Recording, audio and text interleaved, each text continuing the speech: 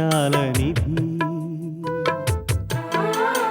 ఓ విధి విచిత్రాల నిధి వింత కథల సారథి ఆశ నిరాశల వారధి నిరంకుశ నిర్ణయాల నిర్దయవానిధి ఓ విధి విచిత్రాల నిధి ఓ విధి విచిత్రాల నిధి. టిఫిన్ బాక్స్ సీన్ చెప్పావా అమ్మమ్మతో? టిఫిన్ బాక్స్ సీన్ ఏమిటి? అదో పెద్ద కథలే అమ్మమ్మ, నీకు తీరిగ్గా తర్వాత చెప్తాను. నిన్నేమైనా అడిగాడా వినోద్? అడిగాడు, తెలీదని చెప్పాను. అన్నట్టు రేపు కాలేజ్కి వస్తున్నావుగా? రేపు కూడా యాబ్సెంటే. అంటే అతను ఇంకా పిచ్చిగా నీకోసం ఎదురు చూడాలన్నా నీ ఉద్దేశం? ఎస్, నేను కనబడగానే వచ్చి నన్ను ఏంజల్ని చూసినట్టు చూడాలి. అప్పుడు అతను నా ట్రాక్ లోకి వచ్చినట్టు లెక్క. సంధ్య, ఆడుకున్నంత మటుకు చాలు, ఇక ఆపేయమ్మా. ఆ ఆట మొదలైంది ఇప్పుడే కదమ్మమ్మా, అప్పుడే ఆపేయమంటావేంటి? ఇక 3rd డిగ్రీ మెథడ్ స్టార్ట్ చేయాలి. రా కుసుమా.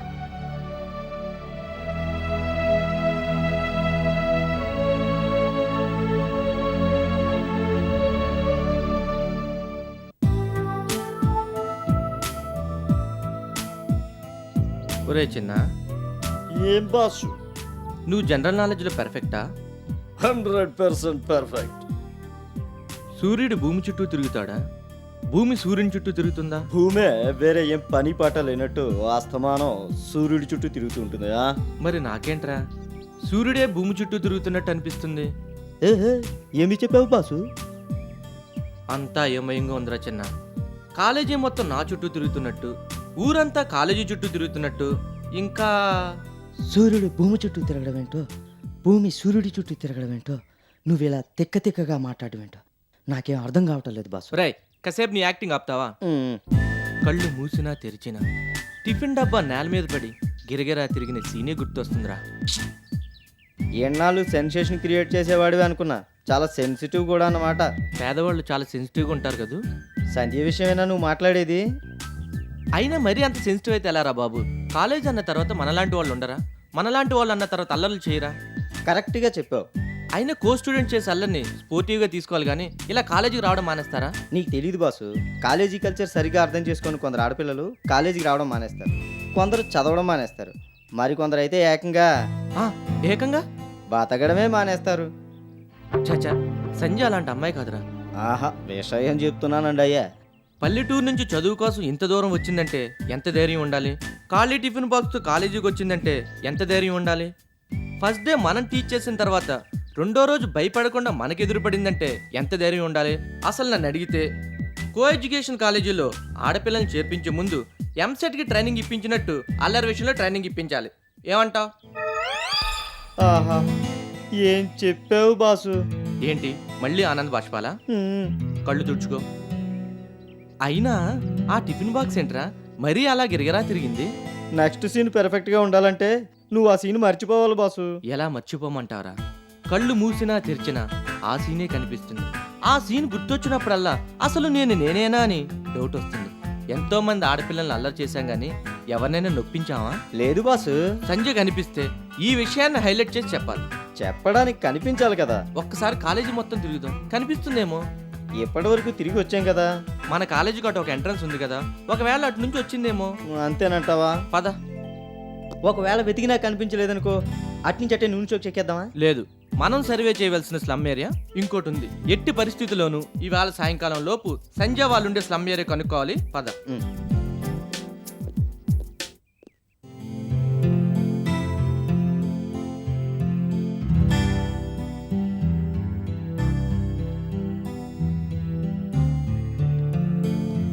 మేడం, కూర్చోండి మిస్టర్ గిరి.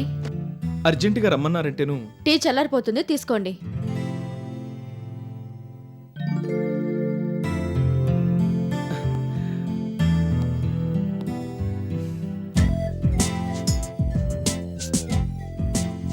మిస్టర్ గిరి, మనిషి టేస్ట్ భలే గమ్మత్తుగా ఉంటుంది కదా.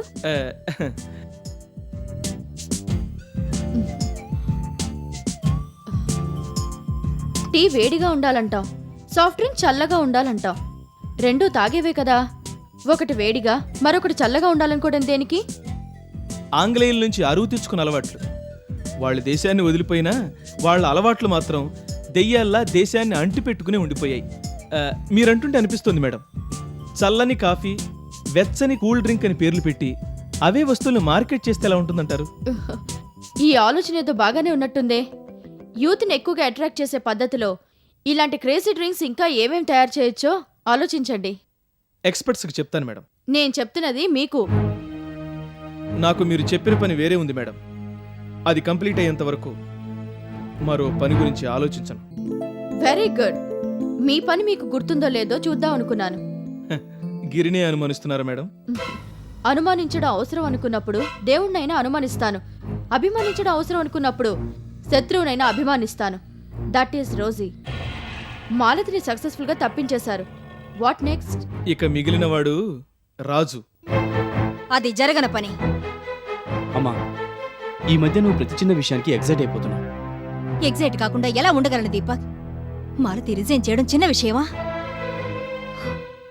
ఎక్కడ పుట్టిందో, ఎక్కడ పెరిగిందో, ఇక్కడ నా తోబుట్టువు కన్నా ఎక్కువగా మెలిగిందే.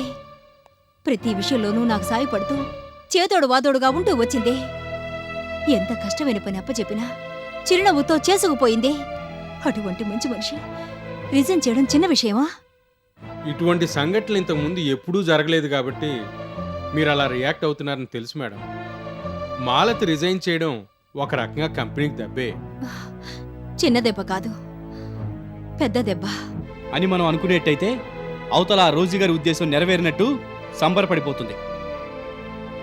రోజీ సంబరపడుతుందన్న ఉక్రోషంతో బాధను అదిమి పెట్టుకోమంటావా దీపక్? మాలతి రిజైన్ చేయడానికి వ్యక్తిగతమైన కారణాలు ఉన్నాయని చెప్తున్నారు కాబట్టి ఈ విషయంలో పెద్దగా ఇన్వాల్వ్ కాలేకపోతున్నాను.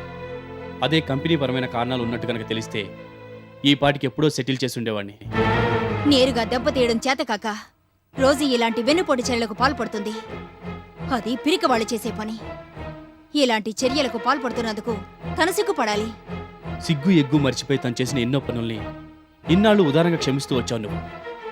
ఇటీవల మనం బిజినెస్లో తనకన్నా ముందుండడం కంటగింపుగా తయారై ఉంటుంది. అందుకే ఇలాంటి పనులు కొడుగడుతుంది. ఇలాంటి పనులకు మనం పాల్పడలేమనేది ఆమె ఉద్దేశం కాబోలు. ఆవిడ గారి ఉద్దేశం ఏదైనా ఆ పంజాబ్ విసురులు మాత్రం మిగతా వాళ్ళ మీద పడకుండా జాగ్రత్త పడాలి. మిగతా వాళ్ళు అంటే ఈ కంపెనీ ఇంత పచ్చగా ఉండడానికి, ఇంత పటిష్టంగా నిలదొక్కుని ఉండడానికి కారకులైన వాళ్ళు. రోజీ చేసిన ఈ పనికి రక్తం సలసలా కాకుతుంది. ఇంకొకసారి గనక ఇలా చేసిందని తెలిస్తే ఈ లక్ష్మీదేవి అసలు స్వరూపం ఏమిటో చూస్తుంది. ఏ ఇప్పుడు చేసింది చాలదా? ఇంకొక అవకాశం ఆమెకు ఎందుకు ఇవ్వాలి?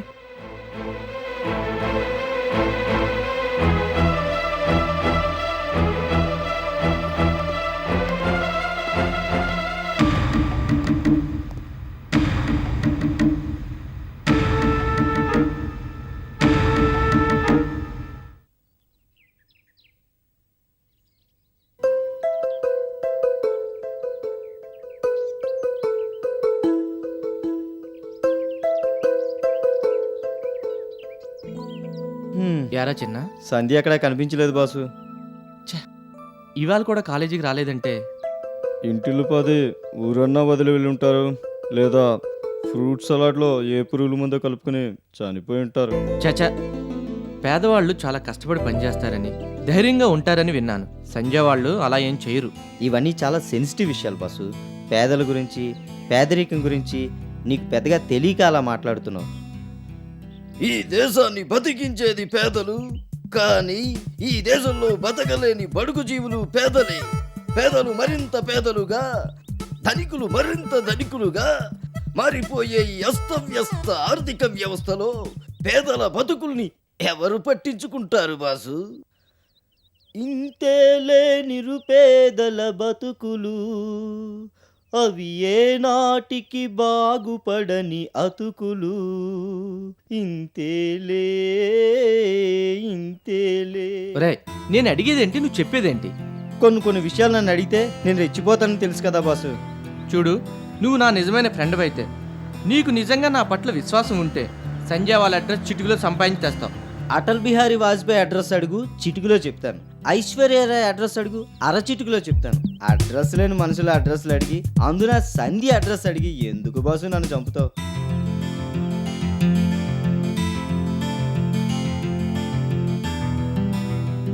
హలో కుస్మా. సంజయ్ నువ్వు ఫ్రెండ్స్ కదా? తనకి నాకు పెద్దగా ఫ్రెండ్షిప్ ఏం లేదు వినోద్. ఏదో హలో అంటే హలో అనుకుంటాం. మీరిద్దరూ కలిసి రావడం కలిసి బయటికి వెళ్ళడం చాలా సార్లు చూసాం. అసలు విషయం ఏంటో చెప్పండి. సంజయ్ అడ్రస్ కావాలి.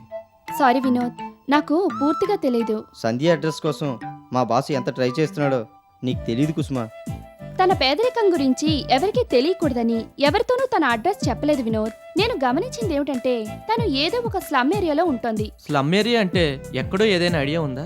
Sorry Vinod, you have to find it out.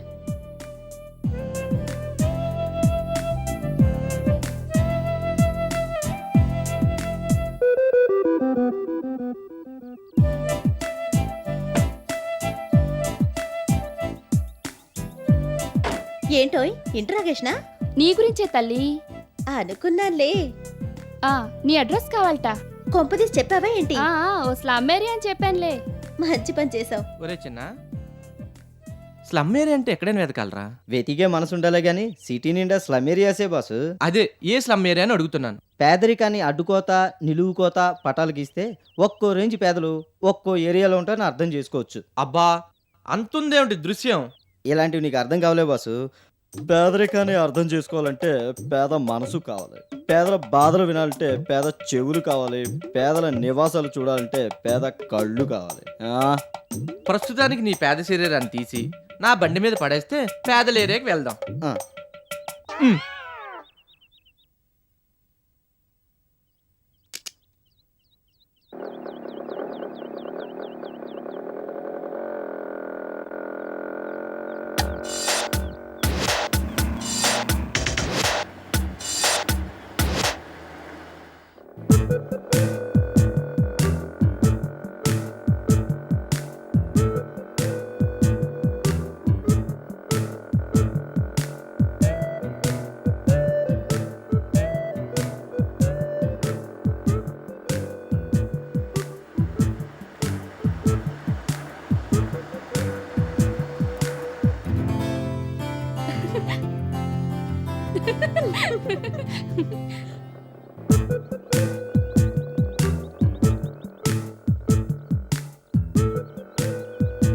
Sandhya, pole రంగంలో తిరిగే కుర్రాడికి ఎన్ని కష్టాలు పెట్టావే. అతనికి అలాగే కావాలి.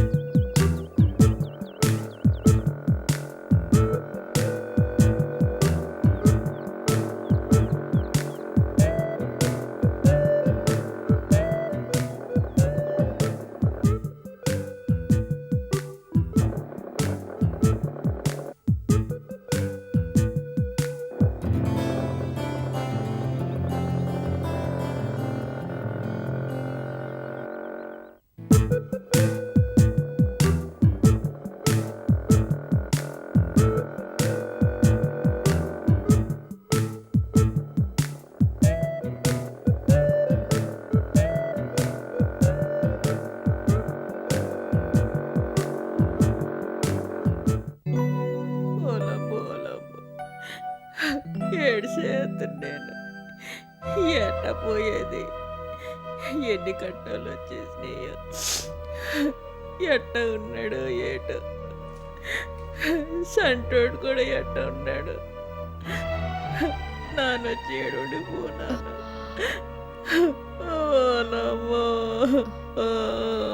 నూకాలు, నూకాలు ఇలా రా. ఓలమ్మో, నేనేం చేస్తున్నా? ఈ ఉత్తరం వచ్చింది ఏడు చేతును భగవంతుడు. ఏమైంది? ఎందుకు ఏడుస్తున్నావు? సీత కట్టాలి సీతమే, పీత కట్టాలి పీతమే. నాకు ఇవన్నీ మామూలేండి. ఏమిటది? మా ఇంటోడికి బాగోనేదండి, ఉత్తరం వచ్చిందండి. ఇంటోడు అంటే మీ ఆయన? ఆయ్ ఏమైందట? ఆడు పుట్టి బుద్ధెరిగిన కాడి నుంచి సీటమంతా తలనొప్పి కూడా ఎరగడండి. అట్టండితే ఒళ్ళు ఎరగనంత జ్వరం వచ్చేసినదంతా అండి. ఆఫ్టర్ ఆల్ జ్వరానికైనా ఇంత కంగారు తగ్గిపోతుందిలే, నువ్వేం కంగారు పడకు. లేదండి, మా ఇంటోడికి సేవ కొట్టినా నా ప్రాణాలు జిల్లాసుకుపోతాయండి. మొగుడు మీద అంత ప్రేమ ఎందుకంట? ఓలమ్మ ఓలమ్మ, ఎంత మాట అనేసారు అమ్మగారు. ఆడదన్నాక మొగుడు మీద కాక ప్రేమ ఇంకెవుల మీద చూపిస్తుందండి. ఇంకెవుల మీద చూపిస్తుంది చెప్పండి.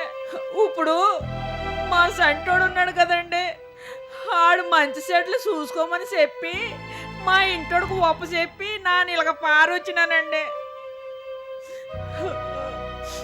ఇప్పుడు మా ఇంటోడే మంచాన్ని పడ్డాడండి. మా సంటోడు బతికి ఏటైపోద్దా అని బ్యాంకుకి వెళ్ళిపోతున్నానండి. చుట్టుపక్కల మీ చుట్టాలెవరూ లేరా? లేకేమండి, ఊరంతా చుట్టాలేనండి. మా కాడ ఏటన్నా ఉందంటే తిని నాకు ఈ బేగి పారొస్తారండి.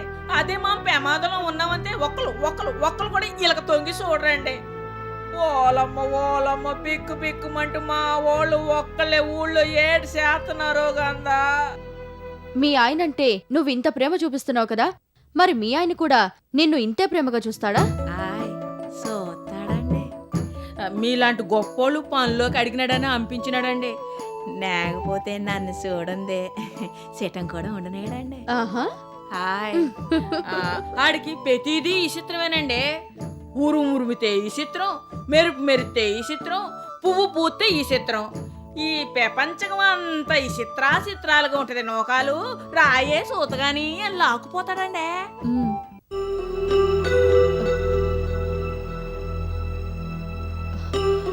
సర్లే, వైజాగ్లో ఉన్న మా కంపెనీ వాళ్ళకి ఫోన్ చేసి డాక్టర్ని ఎవరినైనా ఏర్పాటు చేయమని చెప్తాను. అమ్మగారు, మీ మనసు మేలిం బంగారం అండి. మీ మేలు జన్మలో మర్చిపోలేనండి. భగవంతుడు చల్లగా